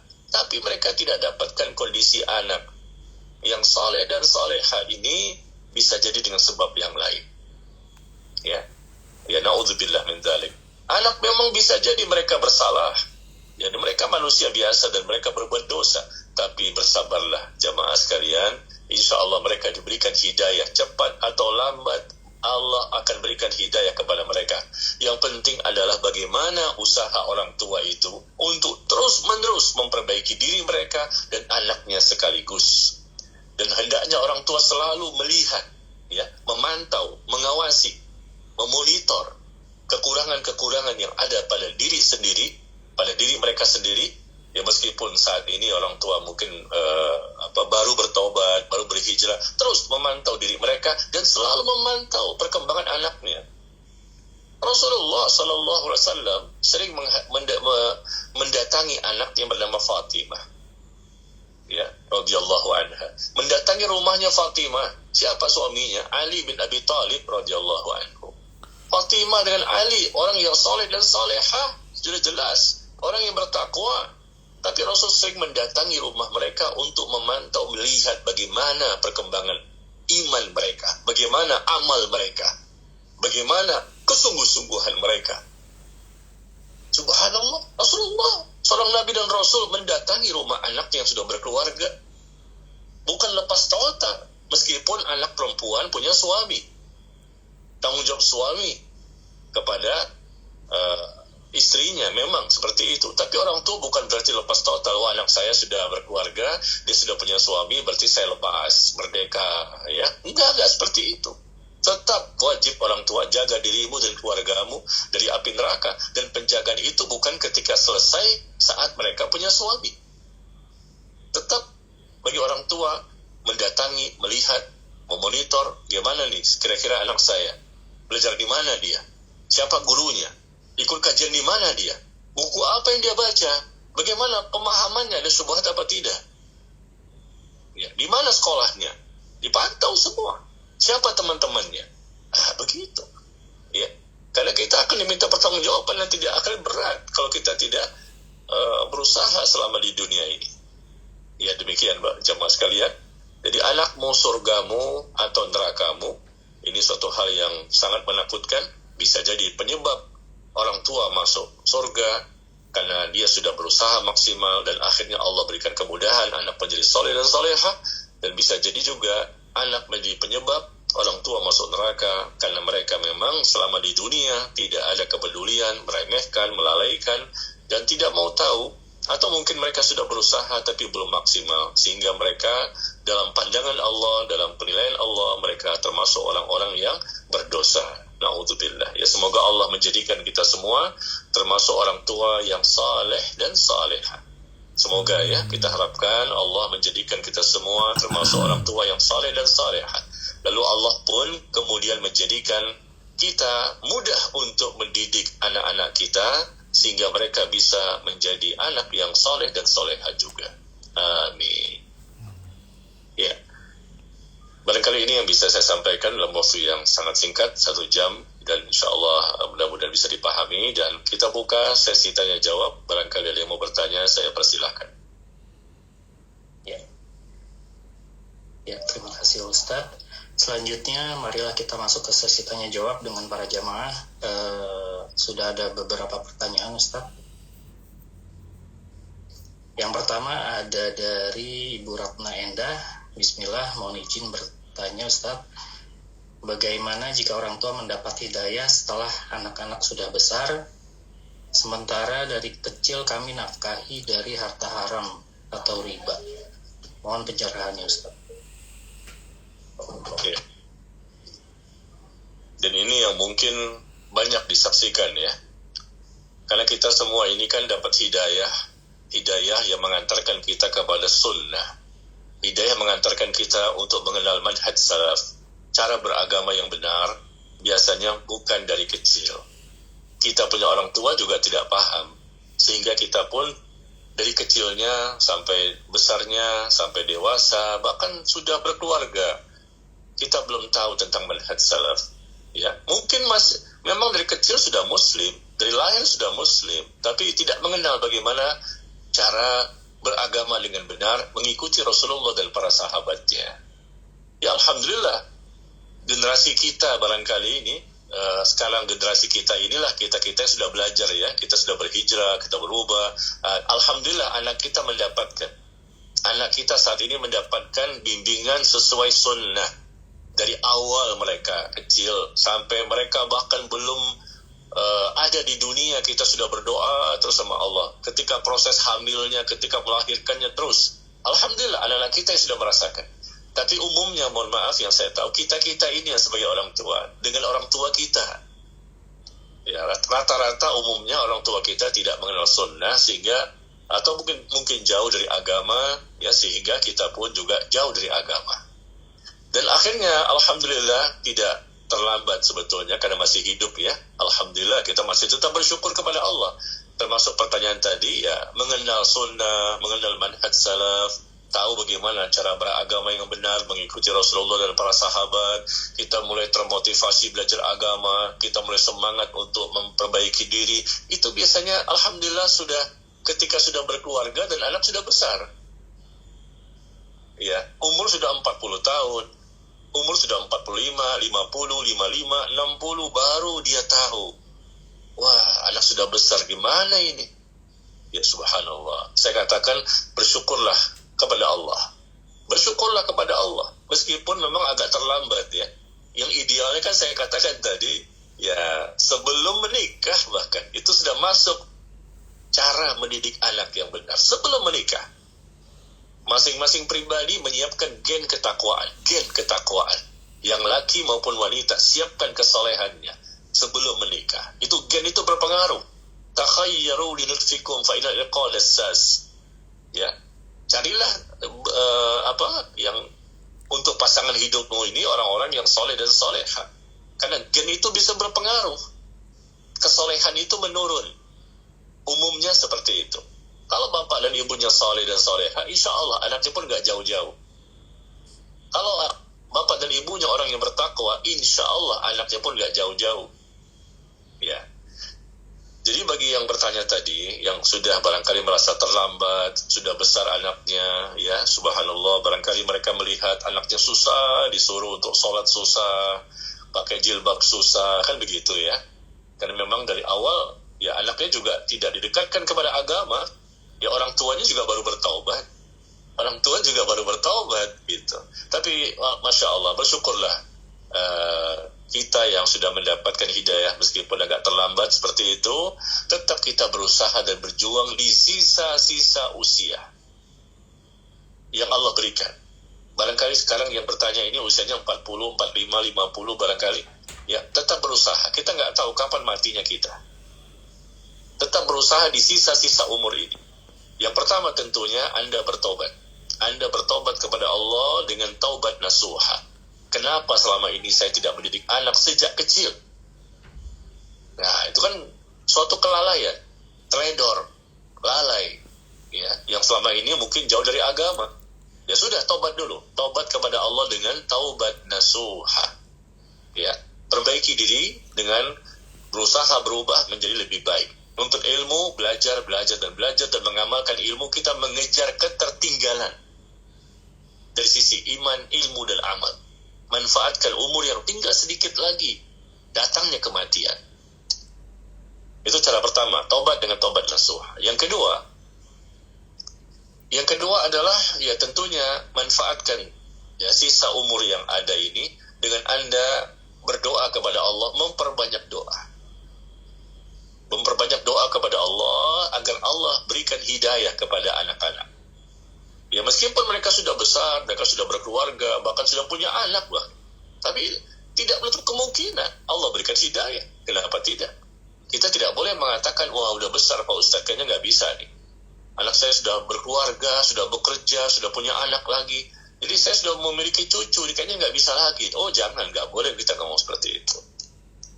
Tetap banyak-banyak berdoa. Kita perbaiki diri kita pribadi menjadi lebih baik. Perbanyak doa untuk anak agar dia menjadi juga lebih baik. Dapat hidayah yang mengantarkan kepada sunnah, menjadi pribadi yang bertakwa. Doa. Itu yang kedua. Yang ketiga, ya tentunya orang tua ini yang sudah agak terlambat, ya seringkalilah untuk mengingatkan, menasehati dan mendakwahi anak-anaknya. Ya, nasihat, dakwah dan mengingatkan, mungkin dengan WA, mungkin dengan telepon, mungkin ketika datang langsung berbicara, ya ingatkan, dakwahi dan terus seperti itu. Jaga dirimu dan keluargamu dari api neraka. Jangan merasa, wah saya aja baru berubah Pak Ustaz. Enggak apa-apa. Meskipun kita baru berubah, tetap kita wajib untuk mendakwahi anak, mengingatkan mereka. Ya itu. Kemudian ajak mereka untuk taklim, ajak mereka untuk menghadiri kajian-kajian sunnah. Ya, di samping bertobat secara pribadi, kemudian yang kedua banyak-banyak mendoakan anak, yang ketiga seringkali menasehati dan mendakwahi mereka, yang keempat ajak mereka taklim, ajak mereka ke kajian. Meskipun mereka waktu sebelum-sebelumnya jauh dari agama, ya jauh dari kajian-kajian, nggak dekat kepada agama, ya sudahlah, ini masa lalu, tutup semuanya. Sekarang ajak mereka, ayo kita ngaji, ayo kita taklim, sama-sama ibu, ayo sama-sama bapak, ya antarkan bapak dan ibu ke majelis taklim ini dan itu. Ajak mereka. Ya, kalau mungkin belum mau sekali dua kali, terus disampaikan dengan lemah lembut, ya ajak terus. Mudah-mudahan, kita kan nggak tahu kapan datangnya hidayah. Kita nggak tahu dengan cara seperti apa mereka mendapatkan hidayah. Ajak mereka taklim. Yang kelima, barangkali dengan usaha kita menasehati dan mendoakan belum juga berbuah hasil, dan kita ajak taklim juga belum mau juga. Nah, kita manfaatkan barangkali adanya orang yang bisa mewarnainya. Adanya orang, mungkin teman-temannya. Yang kita lihat ada teman-teman yang dekat dengan anak tersebut, kita minta mereka untuk mewarnainya, untuk mengajaknya. Kadang-kadang orang tua nggak mempan, tapi begitu teman mempan, berhasil. Yuk kita ngaji yuk. Orang tua tidak berhasil, tapi begitu temannya yang ngajak mau. Yuk kita ke masjid sholat. Yuk kita ini sesuatu yang baik. Bisa jadi. Ar-rajul ala dini khalili falyanzur ahadukum man yukhalil. Kata Nabi SAW, seseorang itu tergantung kepada agama temannya. Seseorang itu tergantung dengan agama temannya. Maka lihatlah dengan siapa dia berteman. Dengan siapa dia berteman. Karena itu bisa mempengaruhi. Ya mudah-mudahan. Ini langkah kelima ya. Yang keenam, barangkali kita minta kepada orang yang saleh dan salehah yang bertakwa, kita perkirakan orang ini orang yang dekat kepada Allah, ya, orang lain, ya, di samping orang tua sudah berdoa, tapi juga bisa minta kepada orang lain untuk mendoakan anak. Barangkali dengan sebab doanya mereka, anak kita mendapatkan hidayah. Ya, kalau kita bertemu dengan ulama, ya ulama kan dekat kepada Allah, ya. Kalau kita barangkali jauh, banyak dosanya, banyak maksiatnya, tapi tetap kita bukan berarti tidak bisa berdoa, bisa saja. Tapi barangkali kita perkirakan kalau ulama yang berdoa, atau orang yang kita perkirakan dia ini orang yang saleh, orang yang salehah, atau mungkin dengan para ustadz barangkali yang kita perkirakan dia ini orang yang dekat kepada Allah, ya, maka kita minta mereka untuk mendoakan anak kita. Orang yang masih hidup, ya, bukan orang yang sudah mati nih, yang kita mintakan mereka untuk mendoakan anak kita. Pak Ustadz, tolong doakan anak saya. Atau syekh, atau siapa ulama misalnya, tolong doakan anak saya. Mungkin anak itu bersama orang tuanya, saat itu sedang bersama orang tuanya, atau mungkin anaknya tidak ada di situ. Kita yang bertemu dengan mereka, mungkin di rumahnya, mungkin di kajian. Selesai kajian, maka si bapak mendatangi ustadznya. Pak Ustadz, tolong doakan anak saya. Semoga dia mendapatkan hidayah. Ya, ikhtiar kita nggak tahu. Bisa jadi dengan sebab mereka Allah memberikan hidayah. Oh, kata ustadz itu, ya, semoga Allah berikan hidayah kepada anak bapak. Semoga anak bapak menjadi anak yang saleh dan salehah. Semoga. Bisa jadi kan? Kenapa tidak? Jika Allah berkehendak untuk mengabulkan doa seorang hamba. Ya, jadi langkah-langkah itu banyak sekali. Ya, jamaah yang bertanya, banyak. Itu yang saya sebutkan baru 6, ya. Sebetulnya banyak, puluhan cara untuk mendapatkan anak yang saleh dan salehah, meskipun katanya tadi sudah terlambat, sudah besar, ya, sudah bekerja, bahkan sudah menikah mereka. Masih banyak cara yang lain. Kita lakukan semuanya. Tidak mungkin saya sebutkan semuanya satu persatu karena waktu kita sangat terbatas, tapi paling tidak cobalah dengan 6 cara tadi. Berikan buku, berikan artikel, ya, kirimkan artikel-artikel ke HP-nya barangkali, ya. Kita berikan buku-buku bacaan tentang agama ini untuk menjadikan dia ingat kepada agama, atau mungkin tambahkan yang ke-7, bawa dia ziarah kubur. Yang ke-7 barangkali ajak anak itu untuk berziarah kubur. Mudah-mudahan bisa melembutkan hatinya yang keras. Karena anak durhaka, siapapun anaknya, kalau mereka durhaka kepada Allah, durhaka kepada Rasulullah, durhaka kepada orang tuanya, banyak dosa dan maksiat, itu semua akibat dari apa? Hatinya keras. Hatinya keras. Anak soleh dan soleh itu hatinya lembut, mudah dia diberikan nasihat, ya. Tapi kalau orang yang sudah keras hatinya, ini susah. Maka lembutkan hati itu dengan, ya, langkahnya, bawa mereka untuk ziarah kubur. Ingatkan tentang kematian, ingatkan tentang akhirat, ingatkan tentang, ya, sesuatu yang menakutkan lah, ya, yang bisa menggetarkan hati, bisa meluluhkan hati dan seterusnya. Mudah-mudahan dengan cara seperti itu, ya, meskipun agak terlambat, tapi Allah akan berikan hidayah sehingga dalam waktu yang sangat singkat, sangat mudah, sangat ringan, sangat gampang bagi Allah untuk merubah seorang anak yang awalnya jauh dari agama tiba-tiba menjadi dahsyat imannya, ilmunya, dan amalnya. Demikian, ya. Wallahu ta'ala a'lam bis-shawab. Masya Allah. Syukran jazakallah khair atas jawabannya, Ustaz. Ada pertanyaan lagi selanjutnya dari Ibu Diana. Assalamualaikum Ustaz, izin bertanya. Bismillah, saya seorang ibu yang masih dalam proses hijrah. Semakin saya mencari ilmu, semakin takut dengan akhirat.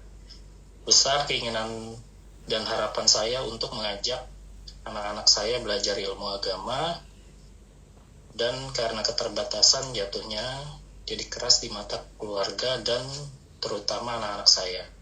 Karena lingkungan keluarga saya masih berjuang sendiri untuk mengarahkan.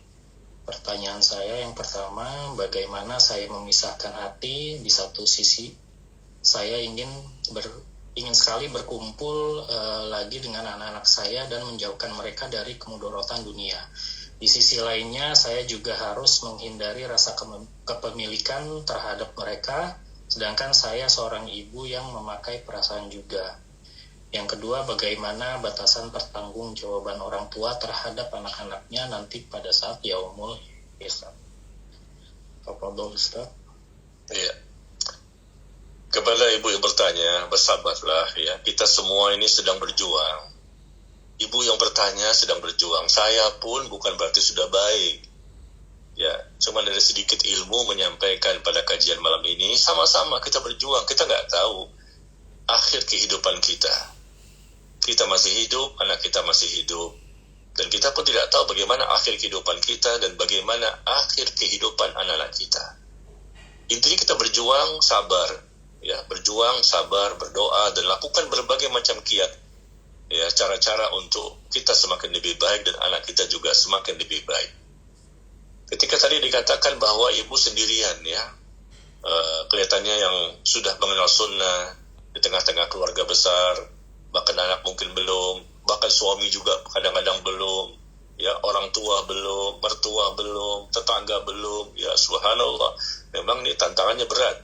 Tapi jangan kecil hati, jangan putus asa. Yang merasakan hal seperti ini banyak. Kadang-kadang yang sudah berubah itu awalnya istrinya dulu. Suaminya belum, anaknya belum. Orang tuanya belum, mertua belum. Istri dulu nih, sendirian di rumah tangga. Yang sudah belajar sunnah. Alhamdulillah, Allah berikan hidayah. Ya meskipun sudah di masa-masa tuanya ya, mungkin 40-an, mungkin 50-an. Tapi tidak masalah. Alhamdulillah, bersyukurlah kepada Allah. Nah, pelan-pelan ya, untuk mendakwahi suami dan anak sekaligus. Ya, dekatkan. Tadi cara-cara yang saya sebutkan 7 tadi ya, masih ada 8, 9, 10. Lakukan itu semuanya. Ya, ke suami juga, ke anak juga. Sendirian memang berat. Tapi ini pahalanya juga besar. Pahalanya juga besar. Masya Allah. Yang penting sabar, ikhlas. Dan tidak buruk sangka kepada Allah. Sekali lagi, sabar, ikhlas, dan tidak buruk sangka kepada Allah. Terus berjuang, terus menasihati, terus memperbaiki, dan mudah-mudahan ya Allah berikan hidayah kepada mereka semuanya. Suami mendapatkan hidayah, anak-anak mendapatkan hidayah. Maka dekatkan diri kepada Allah. Di samping ibu sudah berusaha untuk memperbaiki diri sendiri, ibu juga berusaha mendekatkan diri kepada Allah. Maksud saya banyak-banyak untuk mengerjakan amal yang sunnah. Bangun malam, sholat tahajud, lalu ibu berdoa kepada Allah, meminta dengan menangis, mengemis, merengek, merintih, dengan penuh harap berdoa kepada Allah di waktu tengah malam, di sholat tahajudnya. Minta agar Allah berikan dan bukakan pintu hidayah untuk suami dan anak-anak dan yang lain-lain, siapa orang yang ibu cintai. Yakinlah dengan janji Allah. Siapapun yang berdoa kepada Allah, Allah akan kabulkan. Ud'uni astajib lakum. Yakinlah dengan janji Allah. Ya, ketika di malam hari orang sedang tidur semuanya, suasana sepi, hening, ya, dan tiba-tiba ibu bangun, subhanallah, mendekatkan diri kepada Allah, ibu menangis di situ. Ya, usaha sudah banyak, tapi kok belum berubah ya, sendirian, ya, terjadi gesekan-gesekan, terjadi permusuhan, terjadi kebencian. Ya, memang begitu. Dikatakan ibu tuh ekstrim, ibu keras, ya. Kok begini sih pemahaman Islamnya? Dikatakan keras, dikatakan ekstrim, dikatakan nggak sesuai dengan bagaimana masyarakat. Ya, karena ibu mencoba kembali kepada Al-Quran dan Sunnah. Agama ini berdasarkan apa kata Allah, apa kata Rasul, yang telah dipraktekkan oleh Rasulullah dan para sahabatnya. Itulah agama Islam. Tapi memang kita lihat manusia tidak seperti itu. Patokan kebenaran itu bukan kembali kepada Al-Quran dan As-Sunnah. Bagaimana Rasulullah, bagaimana para sahabat dalam memahami dan mengamalkan Islam. Ya, mereka banyak juga yang berpatokan bahwa Islam itu adalah ya sesuatu yang kita rasakan saat ini, yang kita dapatkan dari nenek moyang kita, ya berdasarkan tradisi, budaya dan lain-lain. Ya, maka bersabar karena banyak ikhwan dan akhwat yang juga merasakan hal seperti ini. Ya, atau termasuk para ustadznya. Para ustadz sunnah juga ada yang seperti ini. Yang saya kenal mereka. Ternyata mereka juga tidak mudah. Padahal mereka ustadz loh. Ya, ustadz sunnah yang sudah populer namanya. Tapi ketika bergaul dengan keluarga mereka sendiri, Subhanallah, ternyata keluarga besar mereka belum semuanya mau menerima dakwah sunnah. Subhanallah ya. Jadi pelan-pelan, sabar ya, terus berusaha, dan tidak sedikit ikhwan dan akhwat bapak ibu yang cerita kepada saya. Ternyata Ustaz, alhamdulillah suami saya berubah. Yang awalnya menentang keras. Alhamdulillah suami saya sudah berubah sekarang, ikut ngaji dengan saya. Atau alhamdulillah Pak Ustaz, anak saya sudah berubah. Alhamdulillah Pak Ustaz, orang tua saya sudah berubah. Ya, terus ternyata Allah takdirkan memang perlu waktu. Tidak semuanya cepat ya. Terkadang Allah inginkan ibu atau yang lain itu harus ada kesabaran. Ini ujian namanya, ujian ya. Ujian dengan suami, anak, atau yang lainnya. Ujian, diuji. Mungkin sebulan kemudian mereka berubah. Mungkin setahun kemudian mereka berubah. Ada yang sudah 5 tahun tidak juga berubah. Subhanallah. Ada seorang ikhwan yang cerita kepada saya, ini lebih dahsyat lagi mungkin dari ibu ya, bahwa istrinya lah yang pertama kali mendapatkan hidayah. Suaminya siapa? Dukun. Suaminya dukun. Dan sang istri ini tidak minta cerai dan terus berusaha untuk menasihati dan mendakwahi suami. Anak-anaknya semua jauh dari agama. Si suami apalagi. Yang mendapatkan pertama kali hidayah adalah si ibu ini. Subhanallah, hidayah sunnah. Bayangkan. Coba ibu bayangkan, suaminya dukun, anaknya jauh dari agama, keluarga besarnya juga jauh. Dia sendirian yang mengenal sunnah. Berapa tahun dia bertahan? Dia cerita kepada saya, sang suaminya itu cerita tentang pengalaman istrinya. Saya Pak dulunya begini, saya dulu begini, istri saya Masya Allah sabar. Ya, ternyata suaminya berubah. Berapa tahun? 16 tahun. 16 tahun. Si suami cerita tentang dirinya. Saya dulu Pak, dosa ini apa-apa saya lakukan. Istri saya sabar menunggu. Minta supaya saya ini berubah. Terus dinasihati sampai saya tuh malas, saya marah sama dia. Anak saya juga didakwahi. Saya marah sama dia. Saya kesel, ekstrim, keras, radikal, macam-macam. Tapi alhamdulillah, saya akhirnya berubah juga dengan izin Allah. Dia bercerita sama saya dengan sebab istri saya ini Masya Allah sabar menunggu datangnya hidayah. 16 tahun Pak. Saya ketemu orang ini di Batam. Ketika saya dakwah di Batam sana, ya di Batam, dan selesai kajian saya diajak oleh panitia makan-makan. Selesai kajian kan lapar ya, kita makan di suatu rumah makan. Dan disitulah salah seorang panitia menceritakan tentang sebab kenapa dia mengenal sunnah. Ternyata si panitia ini, ketua panitianya adalah yang dukun tadi, mantan dukun. Yang dia mendapat hidayah sunnah ya setelah 16 tahun kemudian.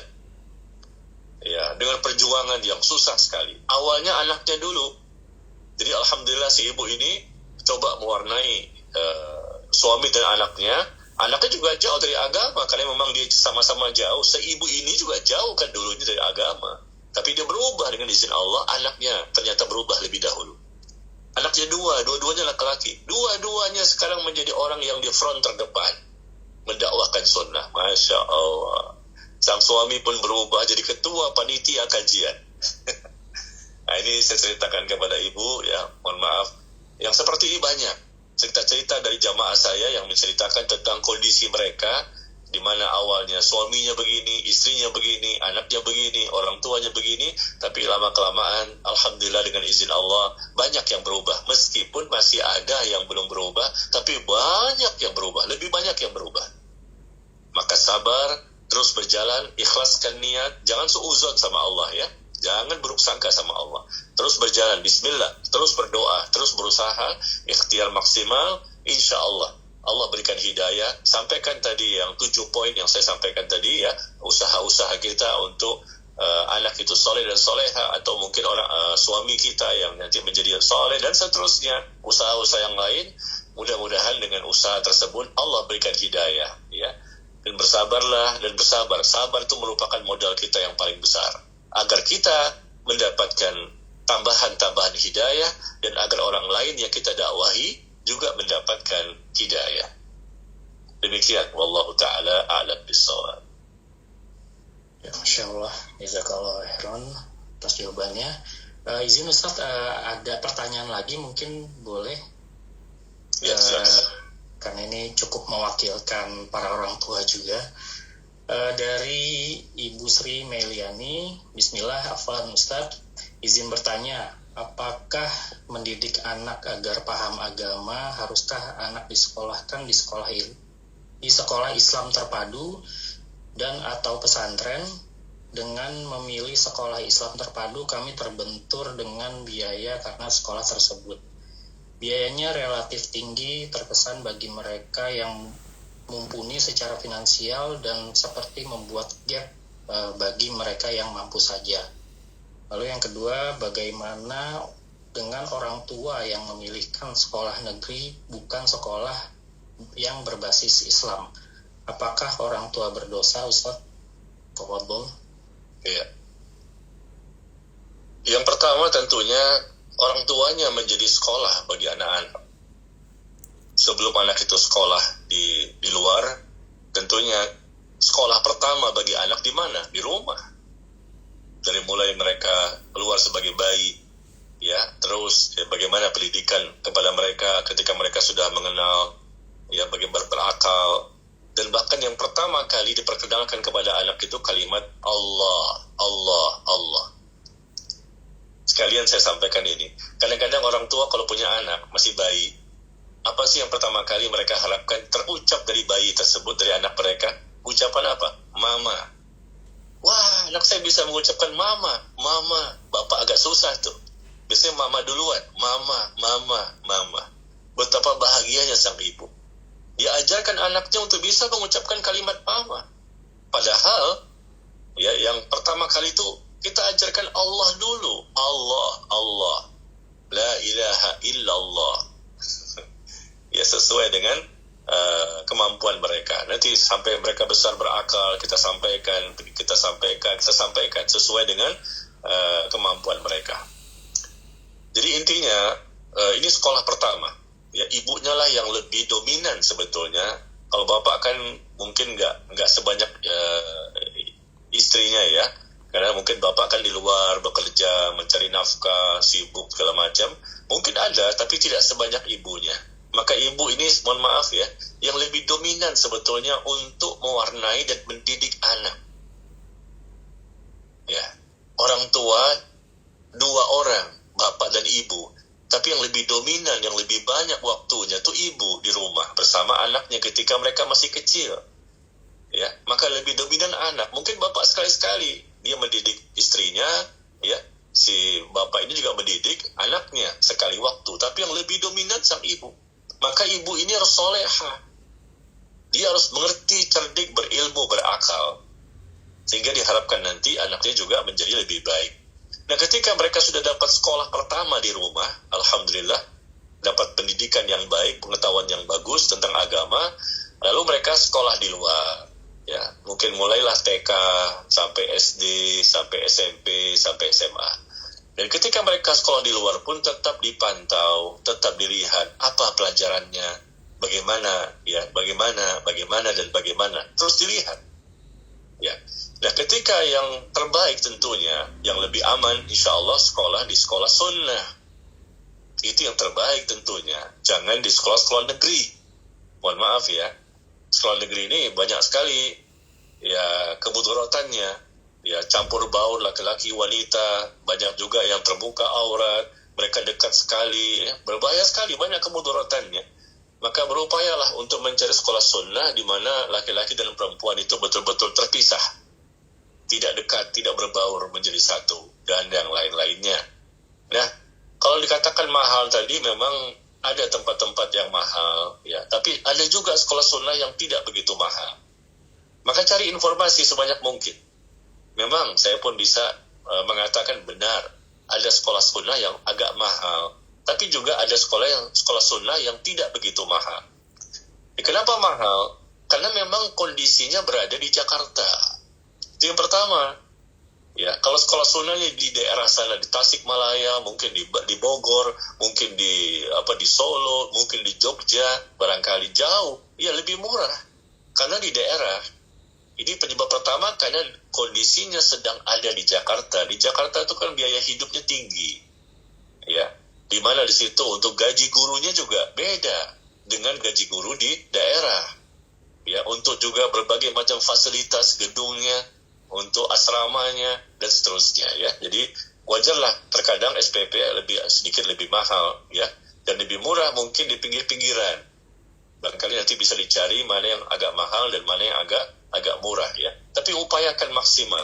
Maka sang suamilah yang mencari nafkah, berjuang untuk mencari nafkah yang lebih besar, lebih banyak, supaya anaknya nanti bisa disekolahkan di sekolah sunnah. Mungkin awalnya tidak terjangkau, Ustaz. Ya, coba pikirkan bagaimana untuk menambah. Ya, sang suami berpikir bagaimana untuk menambah pendapatan gajinya per bulan. Mungkin dia mungkin suaminya kerja tambahan misalnya untuk bisa menambah penghasilan, atau mungkin dia jualan online, atau mungkin istrinya membantu suami untuk dagang atau jualan online atau yang lainnya. Tidak sedikit ikhwan sunnah yang terpuruk apalagi di masa pandemi seperti ini, ya. Ada yang di PHK, ada yang turun omsetnya. Alhamdulillah ternyata istrinya membantu mereka dan berhasil.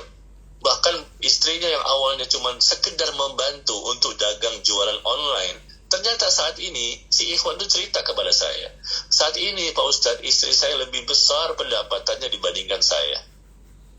Padahal awalnya tidak tahu menahu tentang online itu apa, dagangnya bagaimana caranya, apa yang mau dijual, ya. Tapi mereka terpaksa untuk bantu suami karena suami di masa pandemi omsetnya turun, gajinya pun sedikit, dan bahkan di PHK. Akhirnya istri terjun untuk membantu suami mencari nafkah. Dan subhanallah ternyata ketika dicoba Allah takdirkan, dia bisa lebih besar pendapatannya dibandingkan suaminya sampai hari ini. Ya, meskipun kondisi pandemi sudah mulai jauh berubah dan sang suami sudah bisa kembali normal sebagaimana dulu, tapi sang istri ternyata lebih besar lagi pendapatannya. Nah begitu maksud saya, sang suami melihat kondisi memang sekolah sunnah kok mahal, ya. Tapi memang kita lihat kualitasnya lebih baik. Memang tidak dipungkiri mahalnya itu bukan sekedar mahal, ya. Kualitasnya lebih bagus, fasilitasnya lebih banyak. Ya wajarlah, apalagi dia ada di Jakarta, ya, dengan berbagai macam biaya hidup yang memang lebih tinggi, ya. Maka sang suami ini berusaha berpikir untuk mencari pendapatan yang lebih besar supaya bisa memenuhi kebutuhan sang anak, bisa belajar di sekolah-sekolah sunnah yang insya Allah lebih aman. Insya Allah lebih aman, akidahnya benar, ibadahnya benar, pergaulannya juga lebih baik, ya. Dan kalau masuk pesantren, ya perlu masukin pesantren, itu lebih baik lagi. Tapi tentunya bukan SD, ya. Saya tidak merekomendasikan SD untuk masuk pesantren. Ya, biasanya pesantren tuh pas SMP sajalah. Pas SMP mereka mungkin sudah bisa mandiri, mereka sudah lebih besar, lebih dewasa, mereka bisa dilepas, dan mereka sudah dapat sekolah pertama di rumah sangat banyak sekali ilmunya, bekal dari orang tuanya. Nah ketika SMP masukin pesantren, nggak masalah. Pesantren juga sekarang banyak kok. Pesantren itu nggak mesti di daerah, di Jawa sana, di Kalimantan, di Sumatera. Subhanallah, di Jakarta pun sudah ada pesantren yang asrama, atau mungkin boarding school, atau full day. Tapi lebih baik lagi yang tentunya pesantren, ya. Insya Allah lebih aman. Disitulah mereka bergaul bersama orang-orang yang lebih baik, yang bisa untuk bisa menyadarkan mereka, bisa memberikan mereka ilmu, dan bisa mewarnai mereka untuk menjadi lebih baik. Ya, insya Allah seperti itu. Maka berjuanglah, Bapak. Jangan hanya mengatakan, sekolah sunnah mahal, nggak sampai kita. Ya, memang begitu kondisinya kalau kita di Jakarta. Di Jakarta kan biaya hidupnya tinggi, dan yang menjadi mahal kan akibat dari apa? Bayar listriknya mahal sekarang ini. Bagaimana membayar listrik untuk sekolah, gedung, asrama, masjid? Terus kemudian gaji-gaji gurunya juga mahal. UMR-nya berapa? UMR-nya Jakarta besar. Jadi bukan sengaja para pengurusnya, ya, untuk menzolimi kaum muslimin, tidak, na'udzubillah min dzalik. Tidak ada sedikit pun niat untuk menzolimi. Ya, tapi memang terpaksa ya, karena kondisinya seperti ini, mereka akhirnya menaikkan biaya tersebut ya kepada siswa-siswa supaya mereka bisa memberikan pelayanan yang lebih baik. Jadi seperti itu ya. Dan saya pun sudah menulis buku. Coba perhatikan, buku yang saya tulis berjudul 100 kiat bagi orang tua agar anak insya Allah menjadi soleh dan soleha. Ya. 100 kiat bagi orang tua agar anak menjadi soleh dan soleha. Dan buku inilah yang barangkali perlu dibaca oleh Bapak Ibu sekalian untuk menjadi bekal ya. 100 kiat bagi orang tua agar anak insya Allah menjadi soleh dan soleha. Kiat pertama, kiat kedua, kiat ketiga sampai 100. Nah, pada kiat yang ke-25, ini buku yang saya tulis 11 tahun yang lalu ya. Pada kiat yang ke-25 saya tulis di sini, carikanlah untuk anak-anak sekolah. Carikan untuk anak sekolah atau lembaga pendidikan Islam yang sesuai sunnah, dengan guru-gurunya yang saleh dan salehah, yang mengajarkan akidah yang lurus, akhlak yang mulia, dan nilai-nilai Islam lainnya. Itu kiat yang ke-25 yang saya tulis di buku saya. Silakan Bapak Ibu untuk membacanya ya. Di situ ada beberapa kiat yang mesti dipahami. Nah, jadi ini salah satu cara yang banyak sekali manfaatnya. Sekolahkan di sekolah sunnah, jangan di sekolah negeri karena banyak mudaratnya tadi saya katakan. Dan kalau memang tidak mampu, coba berpikir untuk mendapatkan pendapatan yang lebih besar. Jangan sekolah sunnahnya disuruh mengecilkan biaya untuk bisa sekolah di sana, nggak bisa. Karena mereka juga harus membayar gaji guru yang memang sudah UMR, biaya hidup yang sudah tinggi, listrik yang mahal, ya, fasilitas yang banyak, dan seterusnya. Kalau pengen lebih murah, mungkin di pinggir-pinggir, bukan di Jakarta ya. Nah, barangkali seperti itu. Dan untuk lebih lengkapnya, detailnya insya Allah silakan Bapak Ibu baca saja buku yang tadi ya. Dan semoga bermanfaat. Saya rasa sampai di sinilah pertemuan yang bisa saya sampaikan tentang tema kita, anakmu, surgamu, atau nerakamu. Ya, coba dipahami dan kita amalkan bersama-sama, dan semoga Allah mudahkan kita sebagai orang tua untuk kita memperbaiki diri kita secara pribadi dan anak-anak kita, dan semoga Allah jadikan kita dan anak-anak kita termasuk hamba Allah yang saleh dan salehah, yang selalu bertakwa kepada Allah, yang selalu berusaha menjauhi larangan-larangan Allah, dan selalu bisa beribadah kepada Allah dengan benar ya selama hidupnya dan wafatnya husnul khatimah. Demikian, wallahu taala a'lam bis-shawab. Wa sallallahu ala nabiyyina Muhammad walhamdulillahi rabbil alamin. Subhanakallahumma wa bihamdika asyhadu an la ilaha illa anta astaghfiruka wa atubu ilaik. Wassalamu alaikum warahmatullahi wabarakatuh. Waalaikumsalam warahmatullahi wabarakatuh. Syukran wa jazakallahu khairan Ustadz atas ilmu yang disampaikan Ustadz. Insya Allah bisa kita amalkan dan menjadi ilmu yang bermanfaat. Amin ya rabbal alamin. Jazakallahu khairan kepada para jamaah. Subhanakallahumma wa bihamdika asyhadu an la ilaha illa anta astaghfiruka wa atubu ilaik. Assalamualaikum warahmatullahi wabarakatuh. Waalaikumsalam.